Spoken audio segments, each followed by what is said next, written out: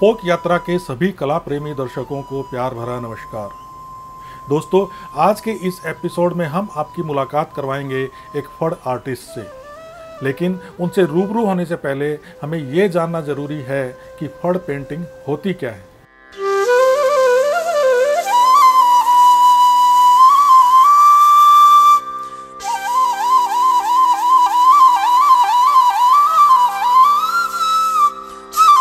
दोस्तों, फड़ कला राजस्थान की करीब 700-800 साल पुरानी लोक विधा है। अगर हम इसके शाब्दिक अर्थ को देखें तो ये पढ़ने के पढ़ का अपभ्रंश है, यानी कि पढ़ को ही बिगाड़ कर फड़ बना है। इस लोक विधा के बारे में डिटेल में हम कभी फिर बात करेंगे। आज आपको सिर्फ इतना बता देते हैं कि ये अपने ज़माने का ऑडियो विजुअल होता था, जिसमें एक बड़े से कपड़े पर चित्रकार द्वारा किसी पौराणिक कथानक को चित्रित किया जाता था और उसी कथा को लोक गायकों द्वारा लोगों के सामने गाया जाता था। उस जमाने में फड़ पर चित्र बनाने के लिए जोशी परिवार का एकाधिकार था, यानी मोनोपोली थी, जो कुछ सालों पहले तक कायम रहा। उसके बाद राजस्थान के भीलवाड़ा के पास शाहपुर के श्रीलाल जी जोशी ने कम्युनिटी के बाहर के लोगों को इस विधा का प्रशिक्षण देना आरंभ किया।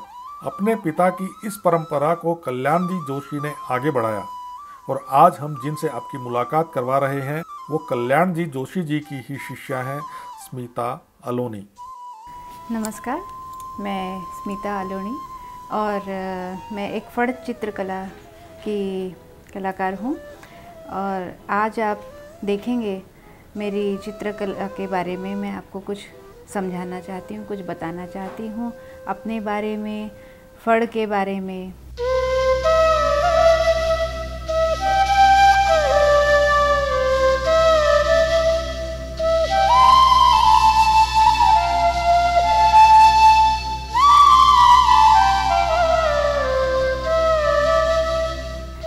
वैसे तो एक साइंस की स्टूडेंट हूँ, लेकिन बचपन में मैंने बहुत छोटी उम्र से ही चित्रकला बनाना शुरू कर दिया था। कई तरह के चित्र बनाए। उस समय एक्रिलिक तो हुआ नहीं करते थे, तो वाटर कलर, ऑयल पेंटिंग, अलग अलग तरह के लैंडस्केप हुए या ज्योमेट्रिकल ड्राइंग्स हुए, वो मैं काफ़ी बनाती थी। फिर एक समय जब मैं इंदौर में थी और एक वर्कशॉप मैंने अटेंड किया जो फड़ चित्रकला का श्री कल्याण जोशी जी ने लिया हुआ था। तो मैंने वहाँ पर बस रास्ते से गुज़र रही थी और मैंने जब वो एक चित्र देखा, उसी समय मेरा बस ऐसा मन हुआ कि अब मुझे यही करना है और कुछ भी नहीं। मुझे उस कला का नाम पता नहीं था, वो गुरु के बारे में पता नहीं था, मैं कर पाऊँगी या नहीं पता नहीं था। बस वो चित्र देखा और उस समय मैंने तय कर लिया कि मुझे यही करना है।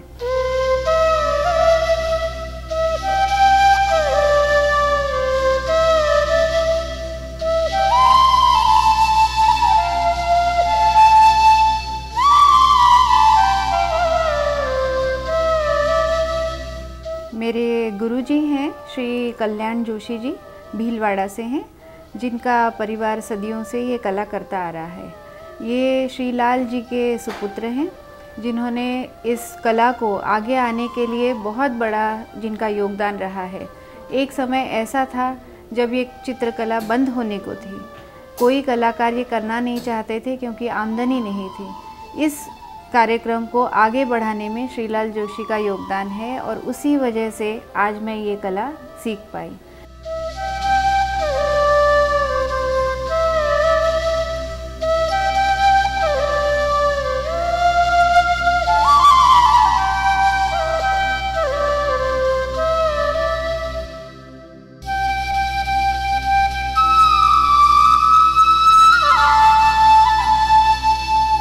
वैसे तो ओरिजिनल जो फड़ होती है वो 15 फीट की, 20 फीट की लंबा सा एक स्क्रोल होता है, जिसमें कहानियाँ होती हैं देवनारायण जी की, पाबू जी की और परंपरागत कहानियाँ।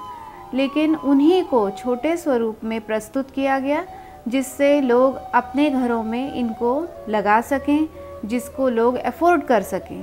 क्योंकि इतनी बड़ी फड़ ना तो आपके लिए ख़रीदने के लिए अफोर्डेबल है, ना आप दीवार में उसको लगा सकते हैं।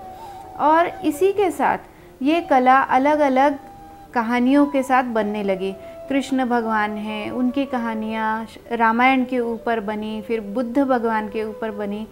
और इनको जब ये मेरे पास आई कई सालों तक, जब मैंने इसकी स्टडी की, तो मैंने सोचा क्यों हम राजा या भगवान उन तक सीमित रहें। आज ये कहानी मैं अपने स्तर के लोगों के लिए भी बनाती हूँ। जैसे मेरी अपनी फड़ मैंने एक बनाई है, या और लोग जो मुझे कहें, तो एक जनमानस के लिए भी उनकी कहानी इस फड़ कला के रूप में हम चित्रित कर सकते हैं। ये मैंने इसमें एक नया काम शुरू किया है। उसके अलावा अलग अलग तरह के जो मॉडर्न कंसेप्ट्स हैं उनके ऊपर कल्याण जी ने भी बहुत सारा गाइडेंस दिया, उन्होंने भी काफ़ी काम किया। जैसे आप वोट डालने जाएं या कोरोना के समय में अलग अलग तरह से कैसे इन चित्रों को, तो इसके सबसे बहुत मतलब एक कहूँ कि खूबी ये है कि ये किसी भी तरह के चित्र बनाने के लिए सक्षम है। और ऐसा क्यों है? क्योंकि ये नरेटिव हैं, ये कहानियाँ कहती हैं। तो कहानियाँ तो सदियों पूर्व हो या आज हो, कहानियाँ तो सबको रोचक लगती हैं। और एक कहानी में आप हर चीज़ कह सकते हैं। आप चाहे एक व्यक्ति की कहानी कहें, एक देश की कहानी कहें, या उस समय की परिस्थिति को आपको दर्शाना हो, आप हर तरह की चीज़ें इस फड़ में चित्रित कर सकते हैं। स्मिता अब तक अपनी फड़ पेंटिंग की कई सोलो और ग्रुप एग्जीबिशंस कर चुकी हैं। फ्रांस, कतर, दुबई, ऑस्ट्रिया और भारत के मीडिया और संस्थानों द्वारा उनके काम को बेहद सराहा गया है। बस बात यह है कि फड़ आज आपको आगे लेके जानी है। तो कैसे लेके जानी है? आपको इसको आज के रूप में ही चित्रित करना होगा। राजा हैं, भगवान हैं, उनकी कहानियाँ एक सीमित समय तक लोग पसंद करेंगे, लेकिन इसको आधुनिक रूप देना बहुत बहुत ज़रूरी है। तो उससे मुझे लगता है कि उन्नति हो सकती है फड़ की। क्योंकि आज आप देखेंगे जैसे मधुबनी है या वारली है, ये जनमानस में हर किसी को पता है, बाहर के देशों में पता है। लेकिन एक दुखद बात ये है कि फड़ कला आज हमारे अपने भारतीय लोगों को भी पता नहीं है। आपको आश्चर्य होगा ये जान के कि राजस्थान के लोगों से मैं मिली, उनको तक फड़ कई लोगों को पता नहीं है। तो ये बहुत एक दुखद बात है। लेकिन कई कलाकार हैं जो प्रयास कर रहे हैं।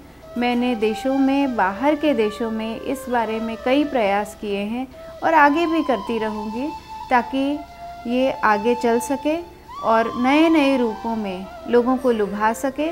जिस तरह आज लोगों को देखते ही पता चलता है कि ये वारली है, ये मधुबनी है, तो एक समय मैं ऐसा देखती हूँ कि हर व्यक्ति पहचानेगा कि ये फड़ है।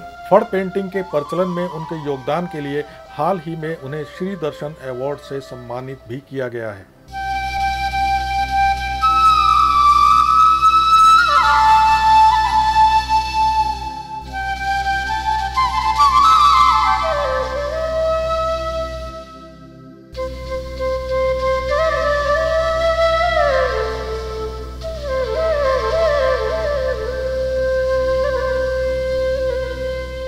कि एक कहानी और फड़, संगीत और फड़ जो गाई जाती है, ये कला फड़ है। ये भी इसकी बहुत यूनिक बात है, क्योंकि ना तो मधुबनी गाई जाती है, ना वारली गाई जाती है, ना पट्टचित्र भी गाए जाते हैं।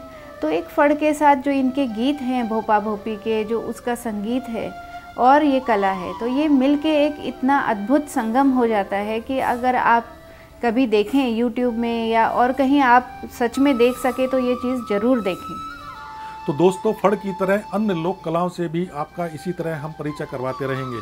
आज के लिए इतना ही। अपने अगले एपिसोड में आपसे फिर मुलाकात होगी एक नए कलाकार के साथ। तब तक के लिए अलविदा।